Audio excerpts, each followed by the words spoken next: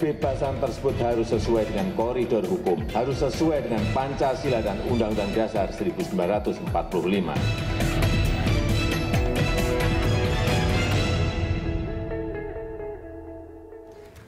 Menteri Dalam Negeri Cahyokumolo menyinggung adanya pejabat yang memiliki paham anti Pancasila.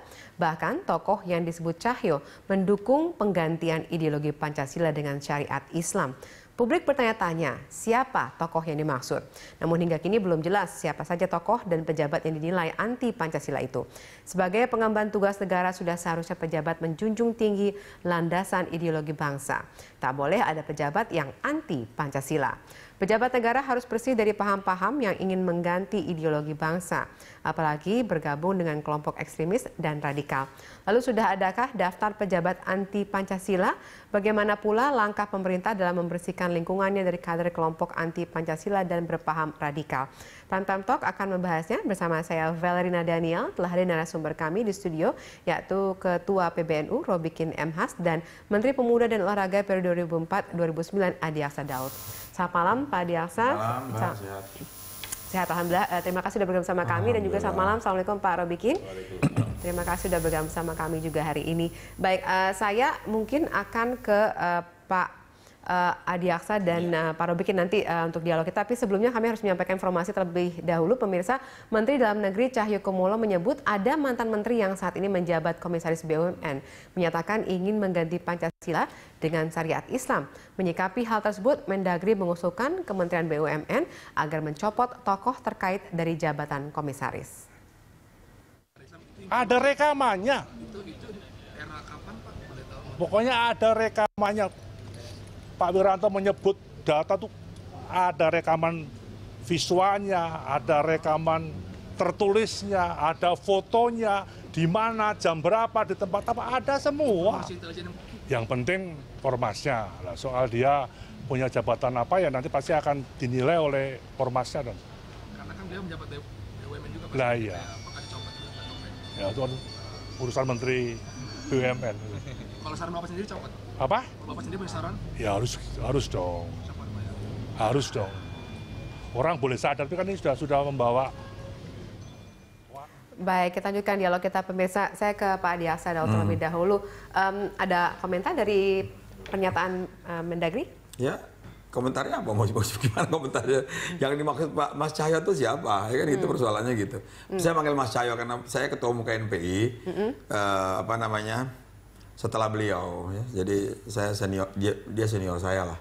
Dan saya sudah klarifikasi kepada Mas Cahyo. Ya mungkin klarifikasi apa itu? Ya saya tanya ini siapa maksudnya Mas Cahyo, ya kan? Kalau yang dimaksud saya merasa itu bukan pimpinan ormas kan? Saya bukan pimpinan ormas, ketua umum ormas, saya ketua umum Pramuka, itu organisasi pendidikan non formal. Dan kalau klarifikasi soal video saya datang sebagai tamu saja, ya tamu itu pada saat tahun 2013. Jadi gini ceritanya. Hizbut Tahrir Indonesia bikin acara di Gelora Bung Karno. Saya diundang sebagai tokoh. Tahun 2013 ini. Datang sebagai tokoh, beberapa tokoh-tokoh di situ. Saya melihat ada persatuan Islam, ya kan? Yang geloranya itu semangat khilafah Islamiyah, tapi dalam artian pikiran saya bukan dalam masuk kategori politik loh. Persatuan umat tingkat dunia gitu loh ya. Ya saya langsung respon, ya saya kalau untuk persatuan Islam tingkat dunia, khilafah saya mendukung. Hanya itu toh, tapi tidak ada kata-kata anti Pancasila segala macam. Bagaimana mungkin saya dituduh anti Pancasila? Wong saya mantan ketua umum KNPI. Tahun 99 Mbak Farina kan pernah ke rumah saya kan. Tahun 99 saya ketua umum KNPI. Itu saya ketika ada wacana untuk membuat federasi gitu Mas. Itu saya kumpulkan semuanya pejabat di Hotel Indonesia. Saya minta Pak Dharma Oratmangun bikin lagu Jangan Robek Merah Putihku. Tanda tangan Pak Amin Rais, tanda tangan almarhum Bang Ali, tanda tangannya Pak Susilo Bambang Yudhoyono, Pak Wiranto. Tahun 2001 saya bikin organisasi namanya Garda Muda Merah Putih. Saya ketua umum, ketua pembinanya itu adalah Pak Wiranto. Turun ke seluruh Indonesia kan. Mengatakan bahwa sebenarnya track record Anda adalah seorang yang Pancasilais, bukan anti Pancasila. Tapi kan masalahnya ketika video itu kemudian viral dan menggambarkan Anda hadir di sebuah organisasi yang saat ini kemudian dikatakan akan dibubarkan, itu mungkin mengarah kepada suatu. Tapi yang jelas tidak ada kata-kata anti Pancasila. Saya cuma datang sebagai tamu kok. Gila bener kalau cuma datang sebagai tamu terus kita dituduh anti Pancasila. Ngeri kali. Gitu loh. Tapi waktu ketika datang sudah tahu belum sebenarnya HTI ini seperti apa organisasinya? Ya kan Pak? saya diundang.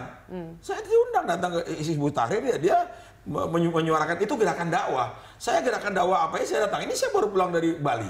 Ada saudara saya ketua Pramuka Bali yang meninggal dunia, Mas. Ngaben. Saya datang ke sana. Masa saya anti Pancasila terus datang ke tempatnya. Jadi saya nggak bingung saya.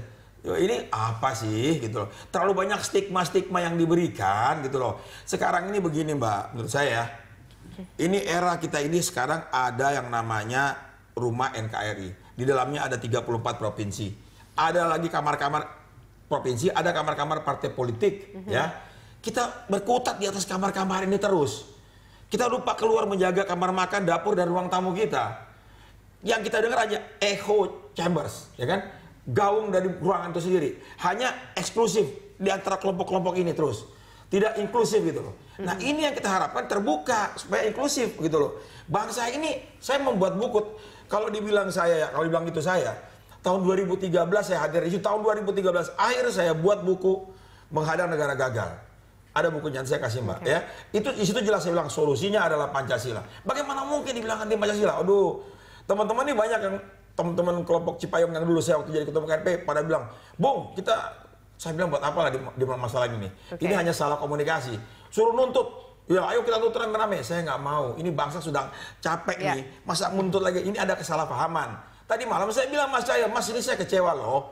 Kata Mas, soal apa Mas? Kata beliau. Bilang apa tuh? Ya ada WA-nya. Ya soal apa Mas? Ya soal pernyataan Mas kayak gini apa ke saya gitu kan?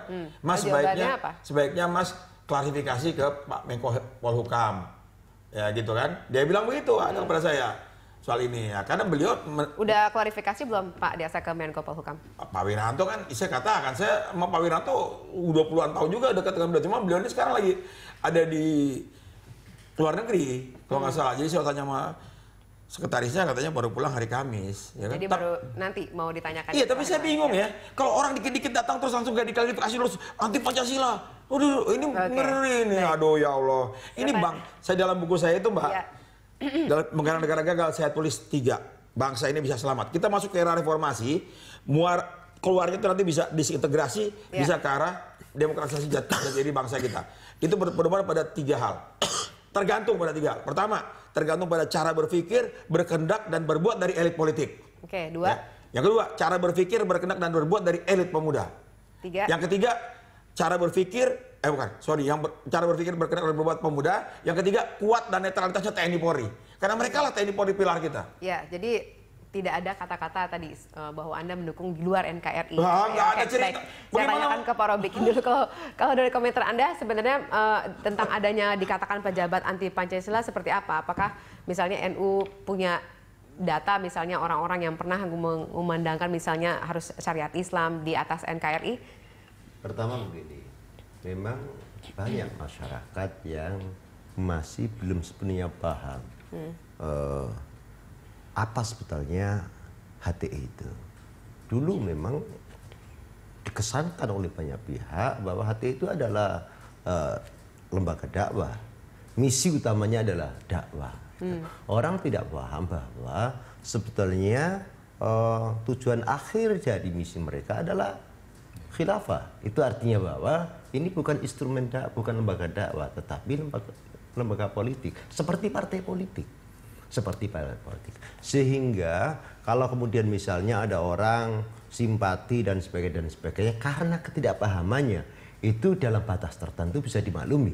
Tapi begitu misalnya sampai pada tingkat di mana ikut membenarkan bahwa pemerintah ini ada tauhid, pemerintah ini adalah mohon maaf saya sebut saja, pemerintah ini adalah setan karena dihasilkan oleh proses yang oleh mereka dinilai sebagai bertentangan dengan nilai Islam.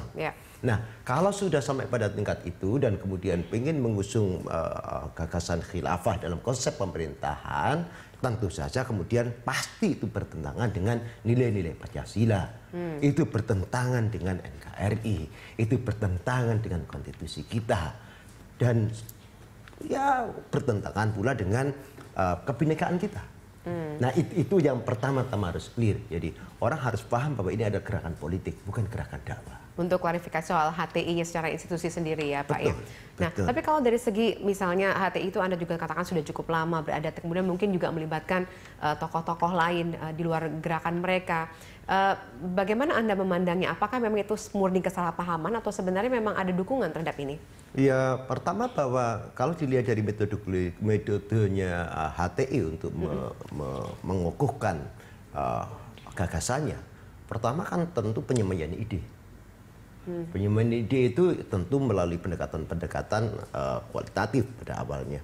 Dan kita paham bahwa HTI yang berdiri di akhir tahun 70-an di Indonesia, itu kalau dirunut dari sekarang umurnya udah lumayan tua. Katakan saja secara resmi 82 misalnya, itu artinya bahwa sekarang sudah 35 tahun. Kalau 35 tahun dan persemaian pertama-tama adalah di kampus-kampus misalnya atau di kalangan intelektual misalnya, hampir pasti bahwa mereka sekarang sudah berada pada berbagai institusi, mau institusi swasta, mau negara atau apapun, kalau kader-kadernya begitu. Nah, dalam konteks seperti ini maka bisa saja mereka ada di mana-mana. Mereka ada di mana-mana. Dan tentu yang paling utama yang harus kemudian diperhatikan adalah apa yang mereka lakukan ketika ada di mana-mana itu. Lihat indikatornya. Ketika kemudian masjid bahkan masjid di pemerintahan, masjid di BUMN, ketika khutbah Jumat misalnya, maka isinya itu tidak menenteramkan. Seruan takwa ittaqullah dan seterusnya itu menjadi semacam hanya ritual. Tapi kemudian bahasa-bahasa yang dipilih ketika menyampaikan sesuatu itu sangat tidak menenteramkan, sangat tidak mendamaikan, dan saya kira bertentangan dengan nilai Islam itu sendiri. Oke, kita akan lanjutkan dialog kita nanti sesaat lagi. Pemirsa, kami harap Anda tetap bersama kami.